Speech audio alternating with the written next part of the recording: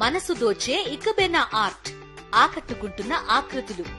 పూర్తి వివరాలకు చదవండి రేపటి సాక్షి హైదరాబాద్ ఎడిషన్. తెలంగాణలో కాంగ్రెస్ పార్టీ అధికారంలోకి వచ్చి మరికొద్ది రోజుల్లో ఏడాది ముగిపోతుంది. ఇటీవల కాలంలో తెలంగాణ ప్రదేశ్ కాంగ్రెస్ కమిటీ అధ్యక్షుడిగా మహేష్ కుమార్ గౌడ్ బాధ్యతలు చేపట్టారు. యూత్ కాంగ్రెస్ నుంచి తన రాజకీయ ప్రస్థానం ప్రారంభించి పీసీ చీఫ్గా కూడా ఆయన ఎదిగారు. దాదాపు 3 దశాబ్దాల పైగా కాంగ్రెస్ పార్టీలో ఆయన ఉన్నారు.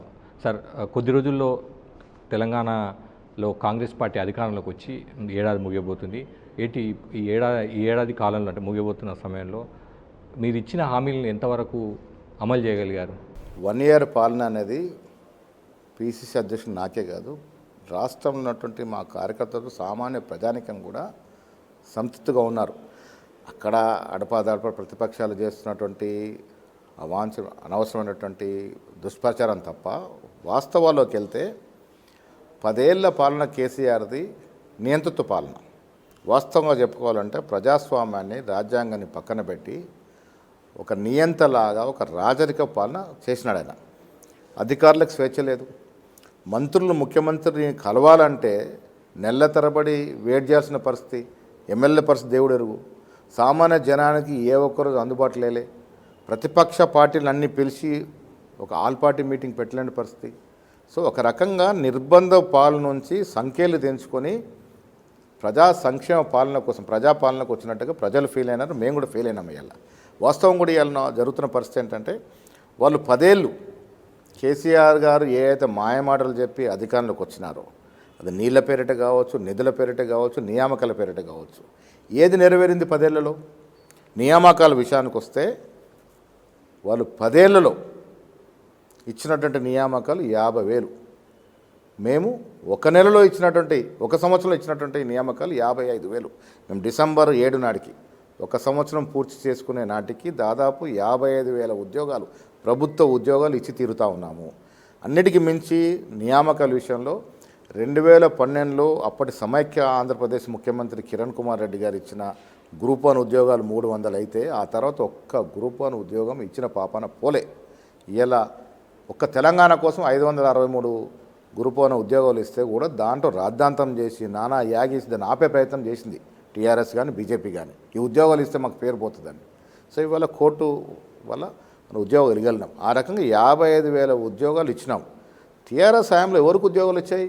కేసీఆర్కి, కూతురికి, కొడుక్కి, అల్లుడికి, మేనల్లుడికి, సడుకునికి, వీళ్ళకి తప్ప ఎవరికి ఉద్యోగాలు వచ్చాయి? మహేష్ కుమార్ గారు, మీరు అన్నారు మార్పు అన్నారు, ప్రజాపాలన అన్నారు, కానీ 10 నెలల కాలం చూస్తే గతంలో అంటే మీరు దాదాపుగా 2-3 దశాబ్దాలుగా యాక్టివ్ పాలిటిక్స్ ఉన్నారు. ఎప్పుడు కూడా గురుకుల పాఠశాలలకు ప్రభుత్వం నుంచి రెంట్లు రాలేదని తాళాలు వేయలేదు.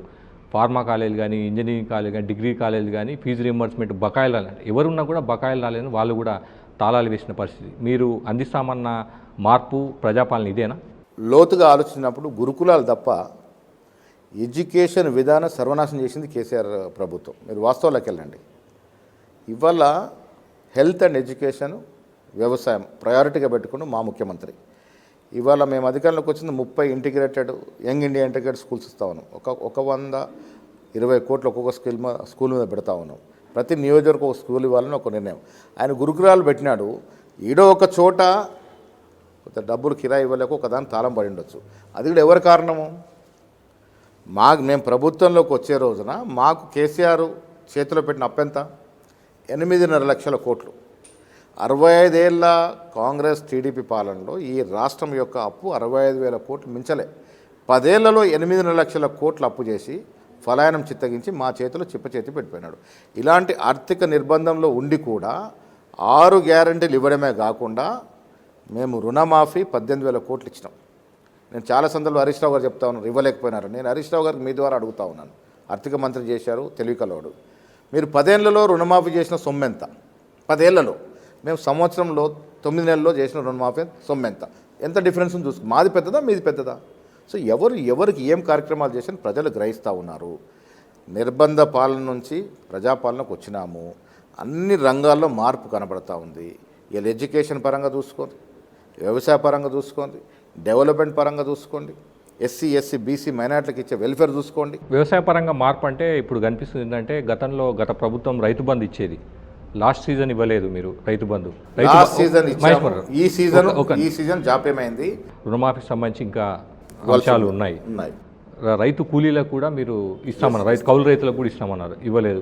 రైతు భరోసా సంబంధించి ప్రక్రియ మొదలుపెట్టారు, క్యాబినెట్ సబ్ కమిటీ వేశారు, 15 రోజులు అన్నట్టున్నారు.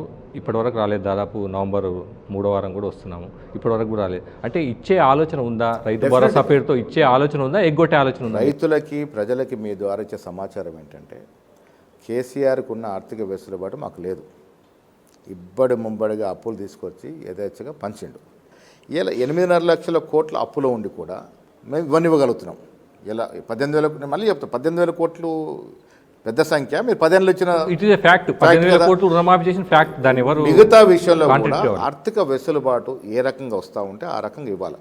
మేము ఇచ్చిన ఏ గ్యారంటీ కూడా, 6 గ్యారంటీలు ఏ అంశం కూడా ఎత్తేసేది లేదు.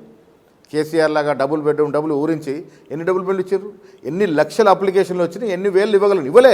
ఇప్పుడు మేము పూరిస్తూ ఉన్నాం. డబుల్ బెడ్రూమ్లో ఇందిరా మిల్ల పేరు మేము ఇచ్చే ప్రయత్నం చేస్తూ ఉన్నారు. మీకు ఉదాహరణ చెప్తా. కేసీఆర్ అప్పుగా మిగిల్చిపోయిన CMRY, CM relief fund checks ఎన్నో తెలుసా? 30,000 పైగా చెక్స్ పెండింగ్ ఉన్నాయి. మేము ఇస్తూ ఉన్నాం, ఈ ప్రభుత్వం ఇస్తూ ఉంది. ఇలా మేము సీఎం గారి దగ్గరికి వెళ్ళి ఒక CMRY అడిగే పరిస్థితి లేదు, ఎందుకంటే పాత బకాయిలు ఇంకా చెల్లిస్తూ ఉన్నాం. సో ఈ రకంగా ఎడ్యుకేషన్ రీఎంబర్స్మెంట్, ఎడ్యుకేషన్ ఫీల్డ్ గురించి అడిగారు. రీఎంబర్స్మెంట్ ఫీజులు ఎన్ని బాకీనో తెలుసా? 3 ఏళ్ళు బాకీ, 3 ఏళ్ళు ఎర్రతడ బాకీ ఉండే, ఇవాళ మేము ఇస్తూ ఉన్నాం. సో ఇంత ఆర్థిక నిర్బంధం ఉండి కూడా ఏది కూడా జారవిడ్చకుండా మా కష్టాలు ఏదో మేము పడుతూ ఇచ్చే ప్రయత్నం చేస్తూ ఉన్నాం. ప్రజలకు ఇచ్చిన ఏ వాగ్దానం కూడా జారవిడ్చేది లేదు. కొద్ది వెనకైనా ముందైనా కొద్ది ఓపిక పట్టాల ప్రజలు. ఇచ్చిన ప్రతి వాగ్దానం పూరించే ప్రయత్నం చేస్తూ ఉన్నాం. వాగ్దానం గురించి అడిగితే ప్రధానంగా కాంగ్రెస్ నేతలు, మీరు కానీ లేకపోతే మంత్రులు కానివ్వండి, గతంలో అప్పులు ఉన్నాయి, 10 ఏళ్ల కాలంలో అప్పులు చేశారు, మా మీద భారం మోపారు.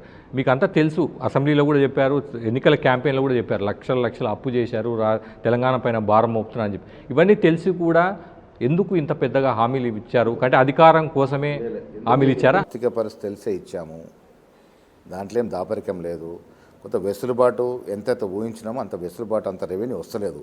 అయినప్పటికీ కూడా కొంత జనరేషన్ చేసే మార్గాలు అన్వేషిస్తూ ఉంది ప్రభుత్వం.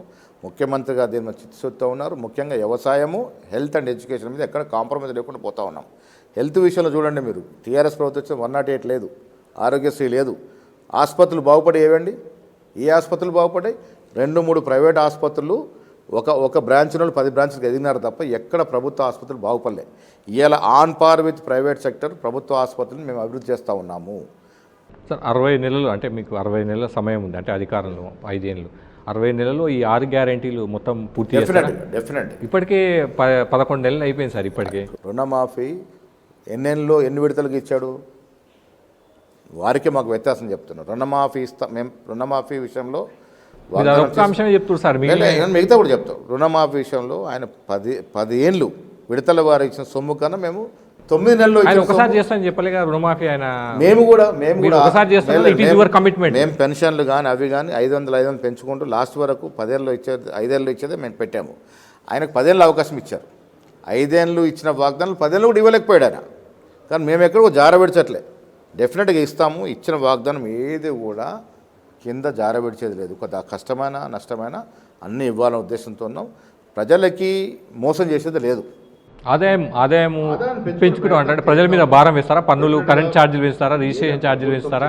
ఇంకేం వేస్తారు? ప్రభుత్వం సిస్టమ్ నడవాలన్నప్పుడు కొంత ధనిక వర్గాల నుంచి కొంత కలెక్ట్ చేసి బీద వర్గాలు పంచే ప్రయత్నం ఉంటుంది. దాన్ని వివరచన జరుగుతూ ఉంది. ఏదేమన్నా ఉన్న దాంట్లో గంట తిప్పుకోవాలి. డెఫినెట్గా తెలిసే ఇచ్చాము.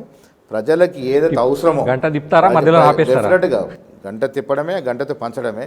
ప్రజలకి ఏదైతే సంక్షేమాలు అవసరమో అవే మేము వాగ్దాన రూపంలో ఇచ్చాం. మీరు ఇచ్చినవి చెప్తున్నారు, ఇవన్నీ కూడా చాలా ఉన్నాయి. 6 గ్యారెంటీలు అనేది చాలా ప్రెస్టీజియస్. ఆర్టీసీ బస్సులో ఉచిత ప్రయాణం, మహిళలకు ప్రతి నెల 2,500 రూపాయలు ఇస్తామన్నారు మహిళలక్ష్మి కింద. తర్వాత రైతులకు, కౌలు రైతులకు ఎకరానికి 15,000 అన్నారు. అది కూడా క్యాబినెట్ సబ్ కమిటీ వేశారు. ఇందిరమ్మ ఇల్లు అన్నారు, ప్రకటించారు కానీ ఇంకా మెటీరియలైజ్ కాలేదు. యువ వికాసం అన్నారు, విద్యార్థులకు 5 లక్షల విద్యా భరోసా కార్డు ఇస్తాం, అది కూడా కాలేదు. చేయూత కింద పెన్షన్లు వేస్తామన్నారు. ఇవన్నీ కూడా ఉన్నాయి సార్. ఇవన్నీ ఇప్పుడు మేము ఇచ్చిన వాగ్దానంలో మెజారిటీ ఆల్రెడీ వెళ్ళిపోతాను ప్రజలకి. మిగతా మీరు చెప్పే 3-4 పైప్ లైన్లో ఉన్నాయి. ఇవన్నీ కూడా ఆర్థిక ఇన్వాల్వ్మెంట్తో ఉన్నటువంటి పరిస్థితి. ఉన్న వాస్తవం బయట చెప్పుకోవాలి, దాపరికం లేదు. ఆర్థికంగా కొద్దిగా వెసులుబాటు అవగానే ఇవన్నీ కూడా ఇచ్చేది ఉంది. మేము అందుకే కేసీఆర్ లాగా ఇబ్బడి ముమ్మడిగా గవర్నమెంట్ వచ్చిన తర్వాత వాగ్దానాలు మేము కొత్త వాగ్దానాలు ఏం చేయట్లే. మీరు బాగా గ్రహించండి. ఎందుకు చేయట్లే? ఈ పాత వాగ్దానాలను ఇవ్వడానికే మనకి సరిపోతుంది ఈ ఉన్నటువంటి ఆర్థిక వ్యవస్థ. కాబట్టి కొత్త వాగ్దానాలు చేయట్లే. అత్యవసరమైనటువంటి ఎడ్యుకేషన్, హెల్త్ ఫీల్డ్లో తప్ప ఎక్కడ కూడా మేము వృధా ప్రయాసం చేయట్లేదు. వృధాగా మేము డబ్బులు వ్యర్థం చేయట్లేదు. అది ఒకటి గ్రహించాలి. ఈ రాష్ట్రం వ్యవసాయదారుల రాష్ట్రం. వారి విషయంలో కూడా ఎక్కడో వెనకబోయేది కొద్దిగా ఆలస్యం కావచ్చు, కానీ అన్నీ కూడా పూరించే ప్రయత్నం చేస్తాం. ఎన్నికల సమయంలో అంటే తెలంగాణ అసెంబ్లీ ఎన్నికల వర్కింగ్ ప్రెసిడెంట్గా మీరు చాలా కాలం ఉన్నారు. అప్పుడు అన్ని ఈ హామీలన్నీ కూడా ఇచ్చారు. పిసిసి ప్రెసిడెంట్గా ఇప్పుడు మీరున్నారు. విపక్షాలు బీజేపీ కానివ్వండి, అటు బీఆర్ఎస్ కానీ హామీల మీద పదే పదే మిమ్మల్ని ఒత్తిడి తీసుకొస్తుంది. పీసీసీ చీఫ్గా మీకు కొద్దిగా ఇబ్బంది అనిపిస్తుంది. అంటే ఇన్ని హామీలు ఇవ్వాల్సింది కాదు, కొద్దిగా ఆలోచన చేయాల్సింది. ఇటీవలే మీ ఏసీసీ చీఫ్ మల్లికార్జున ఖార్గే కూడా అన్నారు, రాష్ట్ర ఆర్థిక పరిస్థితిని బట్టే హామీలు ఇవ్వాలి, తొందరపాటు వద్దు, జాగ్రత్తగా ఇవ్వాలన్న ఆలోచించారు. ఈ ఆలోచన ఆయన అప్పట్లో మీకు ఇవ్వలేదా? లేదు, ఖర్గే గారి మాటలను వక్రీకరించినారు. ఆయన అన్నది వేరు, చెప్పింది వేరు. ఒకటి, ఆర్థికంగా ప్రజాక్షేత్రంలో ఎదుటి వాళ్ళు ప్రజల్ని మభ్యపెట్టే ప్రయత్నం చేస్తున్నప్పుడు మేము వారితో కొంత వ్యత్యాసం ఏర్పరచుకొని ఏదైతే అసాధ్యాల మీద ఆర్థిక నిపుణులతో చర్చించాం. ఇవన్నీ కూడా అప్పుడు వారు చెప్పింది కూడా కొద్దిగా ఇబ్బంది అవుతుంది, బట్ కొంత వెసులుబాటు చేసుకుని ఇవ్వచ్చు అని. ఆ ఇవ్వచ్చు అన్న తర్వాత మేము మేనిఫెస్టోలో పొందుపరిచాం. సోనియా గాంధీ గారు డిక్లేర్ చేశారు, ఆషామాషి కాదు. సోనియా గాంధీ గారితో డిక్లేర్ చేశారంటే ఇవన్నీ కూడా మా మెడ మీద కత్తున్నట్టే. డెఫినెట్గా అన్నీ పూరించే ప్రయత్నం చేస్తాం. అవన్నీ అయిపోయినందుకే ప్రజలు తీర్పిచ్చారు. మీరు సరిగ్గా పనిచేస్తారన్న నమ్మకం కల్పించే ప్రయత్నం చేశారు, వాళ్ళు నమ్మారు. తీర్పు ఇస్తూనే కేసీఆర్ కూడా 39 సీట్లు ఇచ్చారు. ఎందుకు ఇచ్చారు?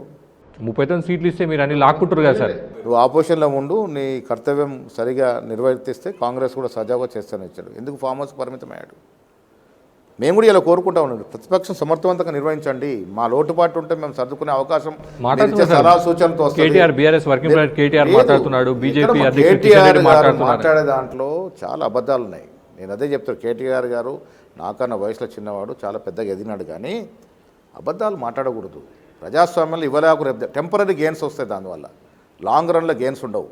ఇలా సోషల్ మీడియాని ఏ విధంగా వాడుతున్నారు వాళ్ళు? అనైతికంగా దిగజారి ఫోటోలు, వీడియోలు, ఆడియోలు మార్ఫింగ్ చేసి, ఎడిటింగ్ చేసి వాడుతూ ఉన్నారు.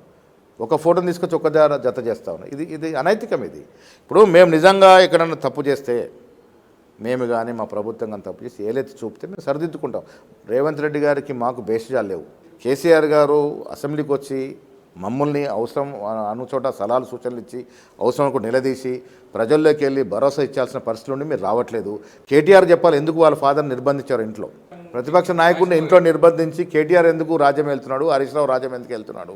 ఆయన అనుభవం ఉపయోగపడుతుంది రాష్ట్రానికి, ఎందుకు రావట్లే బయటకైనా? మీరు ప్రతిపక్షం క్రియాశీలకంగా ఉండాలంటారు బీఆర్ఎస్. 100%. కానీ అదే ప్రతిపక్షాన్ని మీరు బలహీనపరిచే ప్రయత్నం చేస్తున్నారు. ఆ పార్టీ ఎమ్మెల్యేలను మీరు చేర్చుకుంటున్నారు. ఎందుకు చేర్చుకోవాల్సి వచ్చింది ఎమ్మెల్యేలు? మనం లోతుగా పోతే మా ప్రభుత్వం ఏర్పడింది డిసెంబర్ 7న. జనవరి మాసం రాకముందే రేవంత్ రెడ్డి గారి ప్రభుత్వం కూలిపోతుంది.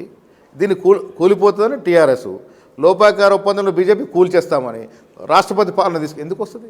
ఏమవసరం ఉండే అప్పుడు? అంటే మా ప్రజలు కూడా మాకు 63 ఇచ్చారు, ఇంకో 70-75 ఇచ్చుంటే బాధ లేకుండే.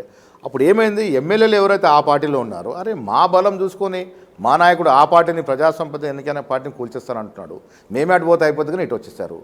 మేము కూడా తప్పనిసరి పరిస్థితుల్లో ఒకప్పుడు ఫిరాయింపులు వ్యతిరేకించిన మేము తప్పనిసరి పరిస్థితుల్లో మీరు ఊకే ప్రభుత్వాన్ని కూలుస్తాము, గద్దె దించేస్తాము, ముఖ్యమంత్రిని ఊడ్చేస్తామంటుంటే మేము చేసుకోవాల్సి వచ్చింది. కాంగ్రెస్ పార్టీ అంటే కొద్దిగా ప్రోపూర్ అన్న విశ్లేషణలు కూడా ఉంటాయి, మీకు తెలుసు కదా. గుడిసెలు వేసుకున్న వాళ్ళకు సానుకూల ప్రభుత్వాలు. కానీ ఇప్పుడు చూస్తే వచ్చినప్పటి నుంచి మూసీ ప్రక్షాళన పేరుతో పేదల ఇల్లు కూల్చడం, ఇల్లీగల్ అయినప్పటికీ కూడా కూల్చడం, లేకపోతే హైడ్రా పేరుతో కూల్చడం, ఇవన్నీ కూడా కాంగ్రెస్ పార్టీ తన మౌలిక సిద్ధాంతాల నుంచి పక్కకు వెళ్తుందా, పార్టీ వెళ్తుందా, లేకపోతే కొత్త నాయకత్వం వల్ల ఈ మార్పు వచ్చిందా? మా మౌలిక సిద్ధాంతాన్ని వీడేది లేదు. బీద ప్రజానీకానికి ఎక్కడ నష్టం చేసేలేదు. హైడ్రాలో మళ్ళీ చెప్తాను, విషపు ప్రచారం చేసిండ్రు. హైడ్రాలో ఒకే ఒక బీదవాని ఇల్లు తొలగించడం జరిగింది చెరువులో ఉంటే. హైడ్రా ఎవరి మీద ఏంతో హైడ్రా తీసుకొచ్చిన ముఖ్యమంత్రి? ఈ హైదరాబాద్ నగరము 2500 చెరువులు కుంటలతో ఉన్న నగరము. ఎక్కడ పోవాల్సిన నీరు అక్కడికి పోతే హైదరాబాద్ సురక్షితంగా ఉంటుంది. ఇలా గత ప్రభుత్వం కాంగ్రెస్ హయాంలో టీడీపీలో కొంత ఆక్రమణ జరిగి ఉండొచ్చు, కానీ యథేచ్ఛగా ఈ 10 ఏళ్లలో ఆనాడు టీఆర్ఎస్లోని మంత్రులు, ఎమ్మెల్యేలు, ఎంపీల ప్రోద్బలంతో భూబకాసులు, కుంటలు, చెరువులు మాయం చేశారు, కబలించేశారు. తద్వారా ఏమవుతుంది? నేను నార్సింగిలో ఉంటాను, నా ఇళ్ళకు నీరు వస్తూ ఉంది. ఎత్తు ప్రదేశం ఉంటే నీరు ఎందుకు వస్తూ ఉంది? నీరు ఏ గర్భంలోకి అయితే పోవాలో చెరువు ఆ గర్భం మూసిపోయినాక నీకు ఇటు వస్తూ ఉంది. సో హైదరాబాద్కి ప్రమాదకరం కదా అది. హైదరాబాద్ వల్ల నష్టపోయేది ఎవరు? భూబకాసురులు, వారికి మద్దతు పలికిన ఆనాటి ఎమ్మెల్యేలు, ఎమ్మెల్సీలు, మంత్రులు. బీదవాడికి ఎక్కడ నష్టం లేదు. ప్రజల్లో బద్నాం చేసి నువ్వు లబ్ధి పొందాలనుకుంటే కేటీఆర్ లాంటి చదువుకున్న వాడికి తగదు. విపక్షాలు బద్నాం చేయడమేమో కానీ సొంత పార్టీ వాళ్ళే మిమ్మల్ని బద్నాం చేసే పరిస్థితి వచ్చింది. ఎమ్మెల్సీ జీవన్ రెడ్డి గారు అక్కడ జగిత్యాలలో ఎమ్మెల్యేని తీసుకోవడం వల్ల ఆయన అంటున్నారు, మనం మా పార్టీ వాళ్ళు అంటున్నారు గతంలో కేసీఆర్ చేశాడు కాబట్టి మనం కూడా చేస్తాం అంటున్నారు. మనం కేసీఆర్ మాటలు వినాలా, రాహుల్ గాంధీ మాటలు వినాలా, రాహుల్ గాంధీ నాయకత్వాన్ని నమ్మాలా అనే అంశాలు లేవనెత్తారు. పార్టీ ఫిరాయింపుల విషయం వచ్చినప్పుడు జీవన్ రెడ్డి గారి బాధ సీనియర్ నాయకుడు మేము అర్థం చేసుకున్నాము. కేసీ వేణుగోపాల్ గారు పిలిచి వాస్తవ పరిస్థితిని వివరించినారు. వారు సమ్మతించినారు. 4 నెలలు 3 నెలలు అయిపోయింది కదా వారు చేరి. మరి ఇప్పుడు కొత్తగా ఏంటంటే అక్కడ ఒక వ్యక్తి మర్డర్ అవడం వల్ల ఆయన బాధతో మాట్లాడిన విషయాలు తప్ప దీనికి సంబంధం లేదు. మూసీ విషయంలో మాకు స్పష్టత ఉంది. అక్కడ మూసీ మధ్యన ఎవరైతే బీదవారు గుడిసెలేసుకున్నారో వారు తీసుకెళ్ళి మేము బయటేయట్లే, డబుల్ బెడ్రూమ్ ఇల్లు ఇస్తున్నాం వాళ్ళకి, వారికి కొంత డబ్బు ఇస్తున్నాము, ఆ పిల్లలకు చదువుకునేందుకు స్కూల్లో అడ్మిషన్ ఇస్తున్నాము. ఇంకేం కావాలండి? ఇప్పుడు వారు మూసీ నది మధ్యలో ఉంటారు, రేపు ఒక ప్రళయం వాన వస్తుంది, పోతారు కదా. ఇది ప్రమాదం కదా. ఇప్పుడు హైదరాబాద్ని సురక్షితంగా ఉంచుకుంటే పెట్టుబడులు వస్తాయి. మీరు ఎన్నికల సమయంలో రకరకాల హామీలు ఇచ్చారు, డిక్లరేషన్లు వాటి మీద దృష్టి పెట్టచ్చు కదా. ఇవన్నీ ప్రాసెస్లో కానీ ఇవి ముందుకొచ్చాయి. అసలు విషయాన్ని మీరు పక్కకు పెట్టిన పరిస్థితి. గారిని పబ్లిక్ మీటింగ్లో అభినందించిన ముఖ్యమంత్రి గారు ఈ ఐడియా మీకు ఎవరు ఇచ్చారో హైడ్రా మూసేది కానీ బహత్తరం ఐడియాని బాటంగా ఇది కూడా నేను సమర్థిస్తాను. ఎందుకంటే నేను మళ్ళీ చెప్తాను, చదువుకున్నవాడిగా అది మీకు వ్యతిరేకత తెచ్చిపెట్టట్లేదు మీ పార్టీకి కానీ ప్రభుత్వానికి కానీ. ప్రజాక్షేత్రంలో ఒక మంచి కార్యక్రమం చేసినప్పుడు 10-15 విపక్షాల మాట పక్కన పెట్టండి, ప్రజల్లో మీకు దాని పట్ల సానుకూలంగా చాలామంది నేను శ్రీధరబాబు గారు ఈ సోషల్ అవేర్నెస్ పిలిచి మాట్లాడినాం. వాళ్ళు కూడా ఏం చెప్తున్నారంటే ఓకే కొద్దిగా ముందుగా జరగాల్సిన ప్రాపర్ ఎక్సర్సైజ్ జరగకపోవచ్చు, బట్ ఇది అనివార్యం, వీళ్ళు జరగాల్సిందే. మా కోసం కాదు, వాళ్ళ కోసం జరగాలి. వాన పడితే వాళ్ళ పరిస్థితి ఏంది? పిల్లల జల్లాలతో మూసీ నదిలో ఉంటే మంచి వాన పడితే వాళ్ళ పరిస్థితి ఏంది? ఎవరు కాపాడాలా? వారు జరగాల్సిందే, మూసీ ప్రక్షాళన జరగాల్సిందే. కాకపోతే సరైన పద్ధతిలో రిహాబిలిట్ చేయమని వాళ్ళు అడిగారు, అది జరుగుతూ ఉంది. ఇప్పుడు మీరు మూసీ పరివార ప్రాంతంలో 70% మించి ప్రజలు యాక్సెప్టెన్స్ ఇచ్చి మూవ్ అవుతూ ఉన్నారు స్వతహాగానే. వారికి ఎక్కడ నష్టం చేయట్లే. 18,000 డబుల్ బెడ్రూమ్లు ఇస్తూ ఉన్నాము, వారికి సరిపడా కొంత అమౌంట్ ఇస్తూ ఉన్నాం, ప్లస్ స్కూల్ పిల్లలకి ఎక్కడైతే సరిపడా వారికి అడ్మిషన్లు ఇచ్చి వాళ్ళు సజావుగా రిహాబిలిట్ చేస్తూ ఉన్నాం. బీదవాడికి నష్టం చేసే కార్యక్రమం ఉండదు. భవిష్యత్ తరాల కోసం తీసుకుని 2 కార్యక్రమాలను ప్రతిపక్షాలు రాద్ధాంతం చేసి తప్పుదో పెట్టించే ప్రయత్నం, ఇందులో కూడా వారి స్వార్థం ఉంది. మూసీ ప్రక్షాళన జరిగి హైడ్రా పరిపూర్ణంగా ఇంప్లిమెంట్ అవుతే వారికి నూకలు చెల్లుతాయి ఆ పార్టీలకు. కులగణన హామీ ఇచ్చారు, చేస్తున్నారు, ఓకే. అభయహస్తం సంబంధించి గతంలో అప్లికేషన్లు తీసుకున్నారు, ఉన్నాయా సార్? అప్లికేషన్లు భద్రంగా ఉన్నాయి. ప్రభుత్వ పరంగా మాకు వచ్చిన ఇప్పుడు మీ గాంధీ భవన్కి మంత్రులు వస్తూ ఉన్నారు. ఇది ఒక రోల్ మోడల్గా లేదు, మీరేమో రోల్ మోడల్ అంటారు కానీ ప్రభుత్వానికి పీసీసీ ప్యారలల్గా ఒక వ్యవస్థను ఏర్పాటు చేసేలాగా ఉందన్న విశ్లేషణ కూడా ఉంది సార్. నాకు చాలామంది అడుగుతూ ఉంటారు పీసీసీ ఒక పవర్ సెంటర్ అని. పవర్ సెంటర్ కోసం ఇది పెట్టినట్టున్నారు మంత్రులతో ముఖాముఖి గాంధీ భవన్. ఈ పవర్ సెంటర్ తీయరని నమ్మను. రేవంత్ రెడ్డి గారు, అదృష్టవశాత్తు రేవంత్ రెడ్డి గారు, ఉత్తమ్ కుమార్ రెడ్డి గారు, భట్టి గారు, మేము మంత్రుల సఖ్యత ఉంది. ఈ సఖ్యత చూసే మాకు ప్రజలు ఓటేసినారు. ఆ నమ్మకాన్ని వమ్ము చేయము. రేపు అవసరం అనుకుంటే పీసీసీ అధ్యక్షుడికి హోదాకు తగ్గట్టు ఉంటూనే ఒక స్టెప్ దిగాలంటే దిగుతాను. ఎందుకు దిగుతాను? ప్రజల యొక్క నమ్మకాన్ని వమ్ము చేసే పరిస్థితులు. మేము తగులాడితే ప్రజలు మమ్మల్ని తిరస్కరిస్తారు. మాకు పవర్ అనే సెంటర్ అని ఏమీ లేదు. సమైక్యంగా ముందుకు ముఖ్యమంత్రి గారు ప్రభుత్వ అధినేత, వారి కార్యక్రమాలు జరుగుతూ ఉంటాయి. పార్టీ అధినేతగా ఆ కార్యక్రమాన్ని ప్రజలు తీసుకెళ్లడము, వాటిని సమన్వయం చేయడము, తద్వారా పార్టీని స్ట్రెంథన్ చేస్తున్నారు. Party important. ప్రభుత్వం ఉన్నప్పుడు పార్టీ బాధ్యత రెండింపు అవుతుంది. దీన్ని సవరణ చేసి అల్టిమేట్గా పార్టీ సుప్రీం. రేపు పవర్ అనేది మాకు వస్తుంది పోతుంది. రేవంత్ రెడ్డి గారు నమ్మే సిద్ధాంతం, మేము నమ్మే సిద్ధాంతం ఏంటంటే పార్టీ ఫైనల్. గతంలో మీరు వర్కింగ్ ప్రెసిడెంట్ ఉన్నప్పుడు బీఆర్ఎస్ ప్రభుత్వం సలహాదారులను నియమించడాన్ని చాలా తీవ్రంగా తప్పుపడుతూ మీరు స్టేట్మెంట్స్ ఇచ్చారు. కానీ కాంగ్రెస్ ప్రభుత్వం అధికారంలోకి వచ్చిన తర్వాత కూడా సలహాదారుల నియామకం చేసింది. ఎంత సంఖ్య ఎంత ఉండింది? అప్పుడు ఎంత ఉంది, ఇప్పుడు ఎంత ఉంది? మీరు సంఖ్య గురించి అనలేదు, అసలు సలహాదారులని తప్పుపట్టారు మీరు. స్టేట్మెంట్స్ క్లియర్గా ఉన్నాయి ఇక్కడ. ఇచ్చిన స్టేట్మెంట్స్ గాంధీ భవన్లో ప్రెస్ మీట్. సలహాదారుల వ్యవస్థ ఉండాలి. ఆ రోజు కూడా మేమేమన్నాము, ఇబ్బడి ముబ్బడిగా సలహాదారులు నియమించి క్యాబినెట్ హోదా ఇచ్చాడు. మేము ఇవాళ ఎవరికైనా క్యాబినెట్ హోదా ఇచ్చామో చూడండి. ఏ సలహాదారుడు క్యాబినెట్ హోదా ఇవ్వలే. సలహాదారుడుగా వారి గౌరవం ఇస్తున్నాం. అవసరం మేరకే సలహాదారులు నియమం జరిగింది. వారికి కూడా తగ్గట్టు హోదా ఇచ్చాము. విచ్చలవిడిగా దుర్వినియోగం చేసే పరిస్థితి లేదు. మీకు తెలుసా, కేసీఆర్ గారు క్యాబినెట్లో కొంత అన్వాంటెడ్ పీపుల్ని ఇన్వైట్ చేసిన సందర్భాలు ఉన్నాయి, హోదా లేని వ్యక్తుల్ని. ఆ రకంగా ఇక్కడ ఈ కాంగ్రెస్ రిజిమ్లో ఆ రకంగా జరిగేది ఉండదు. ఇతర రాష్ట్రాల అధికారులు అంటే ఏపీకి సంబంధించి కానీ ఇతర రాష్ట్రాల అధికారులకు కూడా గతంలో పెత్తనం ఇస్తుందని బీఆర్ఎస్ పైన మీరు ఆరోపణలు చేశారు. కానీ ఇప్పుడు ఇతర రాష్ట్రాలకు సంబంధించిన ఇద్దరు అధికారులను మీరు సలహాదారులుగా నియమించుకున్నారు. ఆదిత్యనాథ్ దాసు, శ్రీనివాసరాజు సలహాదారులుగా నియమించుకున్నారు. ఆదిత్యనాథ్ దాసు విషయంలో ఆయన ఇరిగేషన్లో 15 ఏళ్ళు నిష్ణాంతంగా పనిచేసిన వ్యక్తి. ఇక్కడ గత ప్రభుత్వంలో కూడా ఇరిగేషన్ శాఖలో ప్రిన్సిపల్ సెక్రటరీగా ఉన్నారు, మా హయాంలో కూడా. సో ఇక్కడ జరుగుతున్నట్టు అవినీతి ప్లస్ ఈ డీవియేషన్ని కొంత సరిదిద్దడానికి ఉపయోగపడుతుంది. 1-2 చోట్ల నియామకాలు జరిగినాయి. బట్ ఏదున్నా అధికారులు, ఐఏఎస్ అధికారులు అయితే గవర్నమెంట్ అలాట్ చేసినట్టు అధికారులు. మొన్న మా సమర్థవంత అధికారులని ఆంధ్రాకు పోయారు. ఇప్పుడు మాకు అధికారుల సంఖ్య తగ్గింది. కేంద్రానికి మా ముఖ్యమంత్రి లెటర్ రాసినారు అధికారులు రావాలని. యంత్రాంగం నడవాలంటే ఐఏఎస్లు, ఐపీఎస్లు సంఖ్య సరిపడ ఉండాలి. ఆ సరిపడే సంఖ్య లేదు తెలంగాణకి. ఇవ్వాలని కేంద్రంతో మొరబెట్టుకునే సందర్భం ఉంది, రావాల్సిన అవసరం కూడా ఉంది. ఫార్ములా కార్ రేసింగ్ సంబంధించి అక్రమాలు జరిగినాయని అంటున్నారు. రాష్ట్ర ప్రభుత్వం గవర్నర్కు అనుమతి కోసం లేఖ రాసిన ప్రాసిక్యూషన్ అనుమతి వస్తుంది అనుకుంటున్నారా మీరు? ఎందుకంటే పదే బీఆర్ఎస్, బీజేపీ ఒకటి అంటున్నారు, వస్తుంది అనుకుంటున్నారు. మరి ఒప్పందంలో ఉంది అంటే రాదనుకుంటున్నారు. అయితే వచ్చినా రాకున్నా కోర్టులు ఉన్నాయి. ఇప్పుడు పదే కేటీఆర్ నేను జైలుకు పోవడానికి సిద్ధంగా ఉన్నా ఎందుకు అంటున్నాడు? మీరు పంపిస్తానందుకు ఆయన రెడీ అంటున్నాడు. లేదు కేటీఆర్ కూడా తెలుసు దాన్ని నేను తప్పు చేసినా అని. ఎవరిచ్చారు అధికారం కేటీఆర్కి? ఒక మంత్రిగా ప్రమాణ స్వీకారం చేసినప్పుడు నువ్వేమని ప్రమాణ స్వీకారం చేసినావు? ప్రభుత్వ సొమ్ముని నీ అవసరం కొరకు, నీ స్వార్థం కోసం ఒక ప్రైవేట్ కంపెనీకి ఎట్లా ట్రాన్స్ఫర్ చేస్తావు వితౌట్ డ్యూ ప్రొసీజర్? ఆయన ఒప్పుకుంటుండు నేను తప్పు చేసినా అని. ఆయన తెలుసు ఇదిగా ఇవాళకు రేపు జైలుకు పోతానని సంగతి తెలుసు. ప్రజలతో సింపతి కోట నేను జైలుకు పోవడానికి సిద్ధంగా ఎట్లా పోవాల్సిందే కదా. తప్పు చేసిన ప్రతి వాడు జైలుకు పోవాల్సిందే.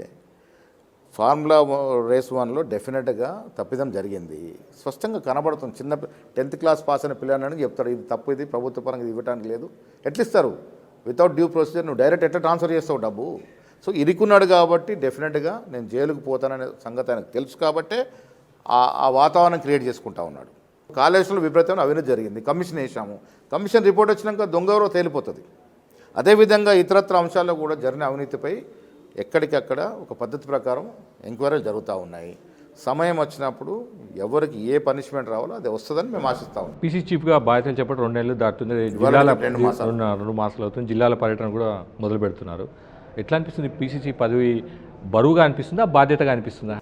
ఒక ఎన్ఎస్ఏ జిల్లా పట్టణ అధ్యక్షుడిగా అంటే స్టూడెంట్ కాంగ్రెస్లో ఒక పట్టణ అధ్యక్షుడిగా రాజకీయాల్లోకి ఇచ్చిన నేను పీసీసీ అధ్యక్షుడు అవ్వడం అనేది జీవితంలో ఇది గొప్ప అవకాశం నాకు, ఇది గొప్ప బాధ్యత. నేషనల్ పార్టీలో ఒక స్టేట్ యూనిట్కి చీఫ్ అనేది అది నా జీవితంలో అది ఒక అదృష్టం, ఒక మైలురాయి.